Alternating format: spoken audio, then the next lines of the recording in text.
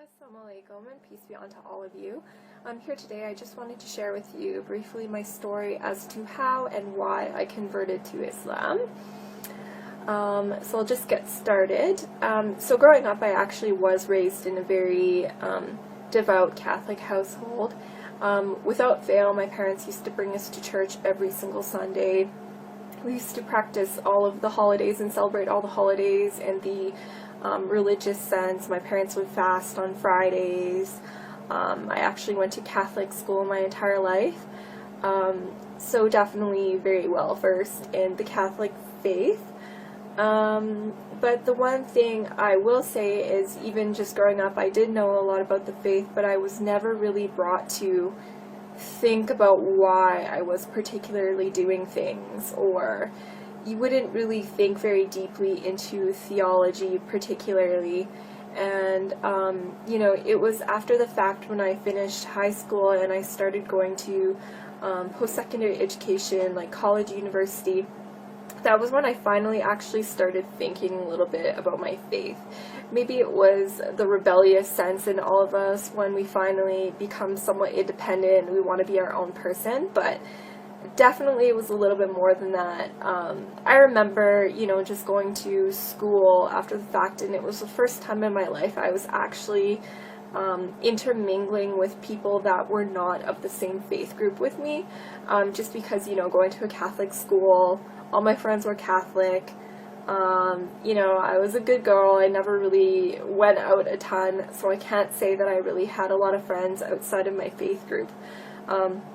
But when I actually went to college, university, I actually for the first time interacted and met, Muslims as an example, and it kind of made me think about my faith in a greater sense. Like, I remember, just going to church and thinking, for the first time in my life, like, we're not supposed to be worshiping idols, so why do we even have, statues inside the church that people are praying towards? Or if we're supposed to be praying to the one God, like, why are we praying to the Virgin Mary, or why are we praying to other people and saints when, God is the creator of all things and God is the Almighty? In that sense, it just kind of raised a lot of questions, or I started thinking simply about Trinitarian issues, and the fact that if Jesus was praying, who was he praying to if he is God? Or why would he be in need particularly? Like, a lot of these things, no matter who I would talk to, wouldn't really have a great resolution.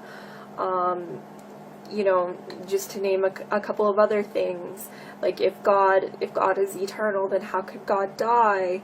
Like, I really just couldn't wrap my head around a lot of these issues, and the more research I did, the more I realized that a lot of these theological issues came after the fact, and the pure Christianity was actually Unitarian, but it was the later kind of additions that changed the faith to make it what we know it as today, particularly, meaning kind of more of a Pauline Christianity. But I won't get into that. So generally at that point, that was kind of when I was questioning a little bit more, but I really didn't have much of a solution. I just had questions. I started kind of looking into agnosticism, just because I figured, if Christianity is wrong and, all of these other religions are quote-unquote polytheistic, and I can't really accept that. They're either polytheistic or they're not particularly religions. They're more kind of like ways of thinking and whatnot. I don't really want to be involved with any of these, and I never really found a good monotheistic solution, but at the same time I wasn't really looking much into religion. But then it got to a point where I actually got in discussion about religion with some Muslims, actually, when I was at school. And I really didn't know much about their faith, to be quite honest. I had all of the stereotypical kind of ideas as to what Islam actually was. The fact that it was terrorist mongering and a violent faith, and you know, they just want to convert everyone by the sword, quote unquote, or, you know, intolerant, they just want to kill everybody that didn't agree with them. You know, very, very shallow kind of ideas as to what this faith was. But the more I kind of started asking questions about it, the more I was kind of finding myself strangely attracted to this religion, basically because of the fact that they believed in the existence of the one God. They believed in God's oneness.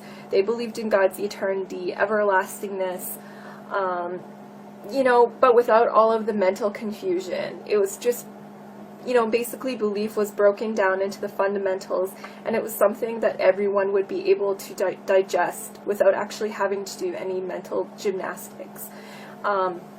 So long story short, I started looking a little bit further into Islam, not really wanting to particularly accept it as my religion, but still attracted to it nonetheless. I started taking a religious studies course where I actually was able to look at Islam from an unbiased, kind of scholarly perspective, and again, I found myself kind of being attracted to it because of its, you know, rationality.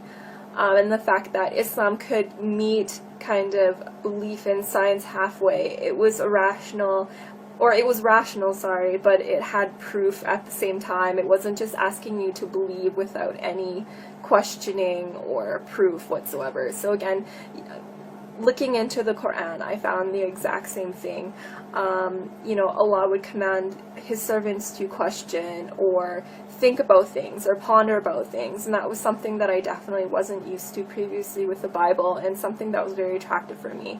Actually pondering and meditating about my religion, you know, it kind of gave me some kind of peace in my heart that I was really, again, becoming very attracted to, but again, I wouldn't accept Islam as my religion until I was entirely sure about it. You know, so again, reading more into the Quran, I was finally also able to put Judaism and Christianity into perspective, particularly looking into the role of prophets.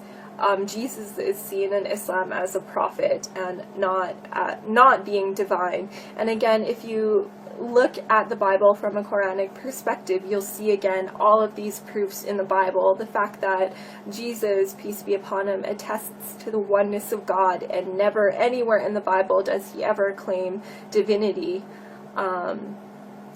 simply. You know, so reading into the Quran, it was slowly kind of answering questions for me. You know, when I would bring up all of these horrible arguments that I would see online and whatnot, to people of faith that were actually well versed in their religion, you know, I would always find some kind of resolution.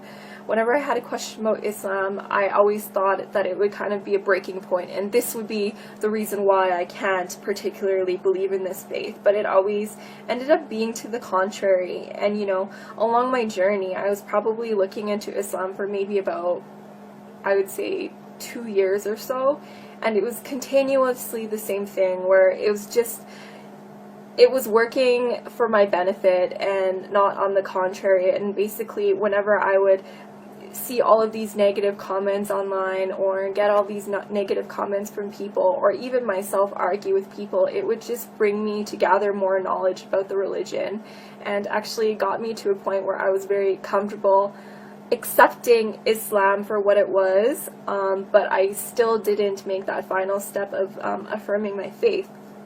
And then I found it was actually just one very last driving point that brought me to accepting Islam. When I was actually very close to accepting Islam, I was doing an internship in Edmonton, where I was in school at the time, and this was coming to an end, and I was on my way back to Calgary, where I would actually be living with my older sister for the first time in many years, because she had actually been in Edmonton for university and I was in Calgary. It was just a big jumble. But anyways, so that was the very first time I would be living with her in years. And I just remember one morning I remember this very vividly, and it was actually the middle of Ramadan. I wasn't practicing or anything yet at that point. I'm still looking into Islam, but I heard like some crazy rustling noises and business going on in the kitchen, and I was like, what is this? What is going on? And it was really early in the morning, and then I found my sister in there eating a bowl of cereal, and like she had all this food around her. And I kind of questioned her as to what she was doing, and I realized at that point that she was trying to attempt to fast. So everything kind of came together at once, and I realized that at the same time when I was looking into Islam, my sister was also, even though we were separately living in completely different cities and didn't talk about religion whatsoever, we were actually going through the exact same thing. So that kind of brought me to a point where I was feeling a little bit more comfortable in my decision, you know, to potentially accept Islam. And my sister and I, we ended up actually going to a lot of religious lectures and lessons together, and kind of furthering our knowledge together and searching together. And we got to a point a few months later where we actually ended up attesting and affirming our faith in Islam together and saying our Shahada, Alhamdulillah. And since then, it's been about 4 years. So I've, since then, you know, my life has changed dramatically, for the better. Finally, as a person, I feel so whole. You know, before Islam, I would go to bed at night and I would honestly not be able to sleep because I felt like I was purposeless, and I felt like, you know, extreme fear of, you know, what was going to happen to me. You know, am I just like this lump of flesh and I'm just going to die and rot in the ground? Like, I just really felt unfulfilled, and I felt like there was no purpose for me. But in my life now, I can say that every single moment of every day, I feel like I'm accounting for it, and I actually have a purpose, and our purpose is to worship the Creator and devote our life to the Creator in the way that He has outlined in the Quran. Very, very simply speaking. But anyways, so that's my story. I'm going to keep it short and leave it at that, but inshallah, I hope any of you out there perhaps benefited from this story, and I hope to be of service to anybody, you know, with any questions about Islam whatsoever. I would love to kind of dispel any myths and use my knowledge that I've gained over the past couple of years to, you know, maybe inspire you guys in some way, or at least provide you with some knowledge, or answer any of the questions that you've been burning to have answers to. But for now, assalamu alaikum.